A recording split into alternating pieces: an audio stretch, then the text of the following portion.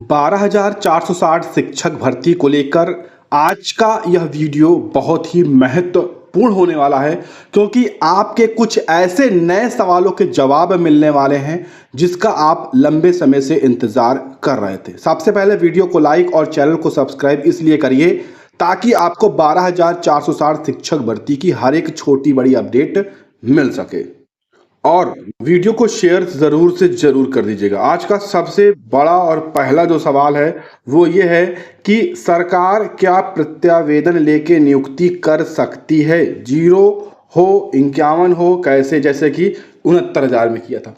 देखिए, सरकार कुछ भी कर सकती है, भर्ती पर कोई स्टे नहीं है, केवल मामला चल रहा है। सरकार चाहे तो कोर्ट के अधीन नियुक्ति भी दे सकती है बचे हुए अभ्यर्थियों को। जब 2018 में रोक लगी थी तब भी समय था। अगर संजय सिन्हा उस समय चाहते तो एक छोटा सा एफिडेविट लगाकर समस्त अभ्यर्थियों को नियुक्ति दे सकते थे, लेकिन सरकार ने रोक खुद समझ लीजिए लगवाई थी, खुद इन अभ्यर्थियों को रोक के रखा है। अब जब कोर्ट का जो है आदेश होगा, कड़ा आदेश, और कस के जब ऊपर से प्रेशर होगा, तभी यहाँ पर सरकार इस भर्ती को करेगी। ठीक है, तो ये कुल सवाल है। अगला जो सवाल है वो ये है, महत्वपूर्ण सवाल है आज के सारे। वीडियो को आप लाइक ज़रूर कर लीजिएगा। ये 0 जनपद से हैं, बलिया से हैं, काउंसलिंग करवाई थी। फर्स्ट काउंसलिंग में चयन इनका नहीं हुआ था, याद रखिए, फर्स्ट काउंसलिंग में चयन इनका नहीं हुआ था। तो क्या ये फिर से काउंसलिंग करवा सकते हैं? इनका गुणांक कितना? तो जी हाँ, अगर आपने फर्स्ट काउंसलिंग नहीं करवाई या सेकेंड काउंसलिंग नहीं करवाई, तब भी आप अब जब भी भर्ती शुरू होगी आप उस काउंसलिंग में शामिल हो सकते हैं। कोई समस्या नहीं है किसी भी अभ्यर्थी को। ठीक है, अगला जो सवाल है कि सर, जो लोग अपने डॉक्यूमेंट वापस ले आए हैं क्या उनको मौका मिलेगा? जी हाँ, देखिए, जो लोग नहीं लाए हैं बहुत अच्छी बात है, क्योंकि अगर आपका कहीं चयन नहीं हो रहा है तो आवश्यकता नहीं थी लाने से।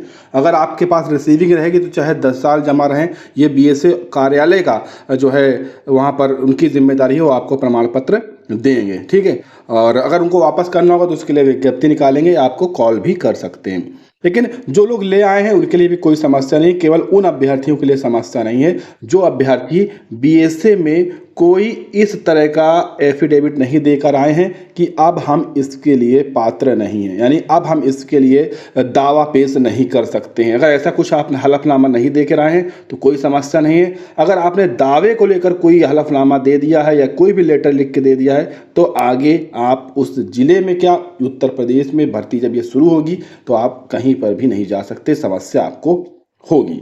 ठीक है, काउंसलिंग इन्होंने पूछा है कि ऑनलाइन होगी या ऑफलाइन, इस सवाल का जवाब देखते हैं। तो देखिए, ऑफलाइन काउंसलिंग होगी, ऑनलाइन नहीं होगी, ये चीज़ आप ध्यान रखें। ठीक है, अगली जो जानकारी है वो है कि जिस जिले में सीट नहीं बची हैं, फुल हो गई हैं, बहुत सारे जिले ऐसे थे, ठीक है, जैसे कि नोएडा आप मान लीजिए, कानपुर मान लीजिए, तो यहाँ पर फुल हो गई थी, तो उनका जो सिलेक्शन है अब कैसे होगा, ये अच्छा सवाल है।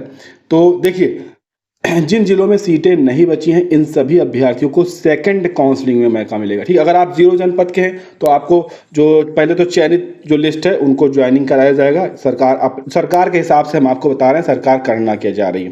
पहले जो चयन लिस्ट है उनमें अभ्यर्थियों को ज्वाइन करा देगी।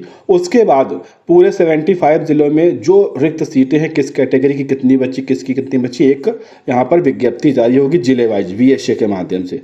फिर उन रिक्त सीटों पर किसी भी जिले का अभ्यर्थी किसी भी जिले में जो एक काउंसलिंग की डेट तय की जाएगी उस काउंसलिंग की डेट में आप जा सकते हैं। इस प्रकार से होगा। ठीक है, तो आप कहीं पर भी जा सकते हैं, कोई भी समस्या आपको नहीं होने वाली है। ये अच्छा सवाल है कि मल्टीपल वालों के लिए क्या होगा। तो देखिए, जब संजय सिन्हा थे और जब 2018 में भर्ती शुरू हुई थी तब मल्टीपल्स के लिए एक आदेश आया था कि अगर कोई भी अभ्यर्थी 0 जनपद का है और एक के अलावा दूसरे जिले में उसने आवेदन कर दिया है तो ऐसे अभ्यर्थियों की काउंसलिंग न करवाई जाए, उनको जो है ढूंढा जाए, ठीक है, उनको पकड़ा जाए और उनको नियुक्ति पत्र न दिया जाए। आपको याद होगा इसके खिलाफ मल्टीपल्स वाले जो अभ्यर्थी थे वो कोर्ट भी गए थे। कोर्ट में मामला आज भी पेंडिंग पड़ा हुआ है, क्योंकि भर्ती रुक गई तो सुनवाई अभ्यर्थियों ने करवाना बंद कर दिया। तो अगर भविष्य में भर्ती शुरू होगी तो वही लेटर लागू हो जाएगा, आप जानते हैं। ठीक है, उसके खिलाफ या तो आपको सरकार से लड़ना पड़ेगा या आपको कोर्ट का आदेश लेकर आना पड़ेगा। अन्यथा की स्थिति में मल्टीपल वालों के लिए समस्या वैसी की वैसी रहेगी जैसे कि पहले थी। ठीक है, अब इन्होंने पूछा है कि सर ये बताइए कि फ्राइडे को मसूदी सर, यानी जो अभी सुनवाई हुई पिछले फ्राइडे को किसी अन्य मामले की, मसूदी सर कोर्ट नंबर 1 में बैठे थे, ओम प्रकाश शुक्ला सर भी उनकी बेंच में थे और यही दोनों जस्टिस अब कोर्ट नंबर 1 में बैठेंगे। तो क्या ओम प्रकाश शुक्ला सर के अलावा कोई दूसरा जस्टिस नहीं आएगा?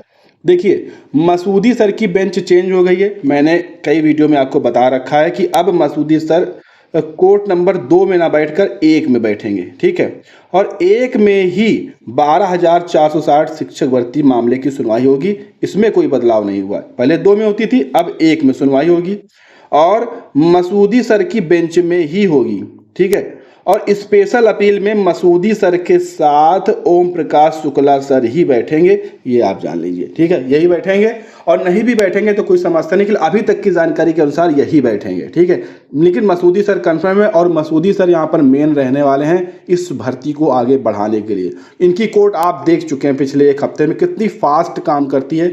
और अगर जो 4 सितंबर वाली डेट लगी है, अगर उसमें इन्होंने 3 से 2 सुनवाई, 3-4 सुनवाई कर ली तो मामले को ये निस्तारित कर देंगे, या 2 ही 3 सुनवाई में मामले को निस्तारित कर देंगे। और मामला निस्तारित हो जाएगा तो आने वाले 1 से 2 महीने में आपको ऑर्डर मिल जाएगा और इसी वर्ष के अंत तक नियुक्ति प्रक्रिया सरकार शुरू कर देगी, ये आप जानते हैं। बस फैसला जो है वो सरकार के पक्ष में होना चाहिए। सरकार केवल इतना चाहती है कि हमारे पक्ष में फैसला आए, फिर हम अपने अनुसार, जैसा कि मैं बता रहा हूँ, सभी अभ्यर्थियों को नियुक्ति वो दे देगी। लेकिन अगर सिंगल बेंच की तरह से फैसला आएगा तो सरकार फिर उसमें जानते हैं आप टाल मटोल करेगी और सुप्रीम कोर्ट जाने का प्रयास करेगी। तो सरकार के पक्ष में फैसला आने से सभी अभ्यर्थियों को नियुक्ति भी मिलेगी और रास्ता भी खुल जाएगा इस भर्ती का, ठीक है। बहुत सारे फायदे होंगे सरकार के पक्ष में आने से। और नहीं आएगा तो सिंगल बेंच का ऑर्डर आप देख सकते हैं कितने लंबे से आया हुआ है, ठीक है। कितने लंबा समय हो गया ऑर्डर आए हुए, लेकिन आज तक सरकार एक कदम भी आगे नहीं बढ़ी। और जो अभ्यर्थी जीते वो सरकार को एक कदम आगे बढ़ा भी नहीं पाए। संभव नहीं है, सरकार अपने फैसले के खिलाफ बिल्कुल भी भर्ती प्रक्रिया को आगे नहीं बढ़ाएगी। ये चीज़ें अभी तक आप समझ चुके होंगे। एज लिमिट क्या होगी? तो देखिए, जब भर्ती शुरू हुई थी तो एज लिमिट जो थी 40-42 की वही रहेगी।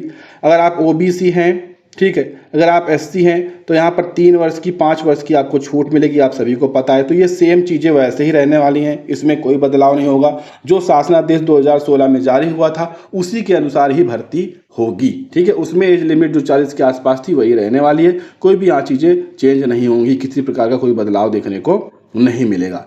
तो ये आज के कुछ बड़े और महत्वपूर्ण सवाल हमने उठाए थे, जो नए थे और जो आप सभी तक पहुंचने चाहिए, इसलिए इन सवालों के आपने अगर वीडियो यहाँ तक देखा तो बहुत बहुत धन्यवाद। एक चीज़ हम आपको बता दें कि बहुत सारे अभ्यर्थियों के लगातार यही सवाल है कि सर मेरा इतना गुणांक है, मेरा इतना गुणांक है, मैं इस जिले से हूँ, मैं उस जिले से हूँ, 0 से हूँ, 51 से हूँ। तो इन सभी अभ्यर्थियों को मैं बता दूँ कि आप सभी का सिलेक्शन कन्फर्म होगा। भर्ती जब भी शुरू होगी या तो आप चयनित हैं तब आपको नियुक्ति मिलेगी। अगर आप चयनित नहीं, अचयनित हैं, चाहे आप 0 के हों चाहे 51 के हों, तो आप सेकेंड काउंसलिंग में किसी भी जिले में जाकर अपनी नियुक्ति को पा सकेंगे। ये आप जान लीजिए। ये इस तरह से भर्ती प्रक्रिया सरकार शुरू करने का प्रयास कर रही है। बस सरकार का पक्ष जो है अभ्यर्थियों को उसमें साथ देना चाहिए, चाहे वो 0 के हों चाहे वो 51 के हों। और सरकार को अपना आदेश लाने में उनका साथ इसलिए देना चाहिए क्योंकि सरकार के पक्ष में अगर आदेश आ जाएगा तो पता है आपको भर्ती शुरू हो जाएगी। तो आज का वीडियो यहीं तक था।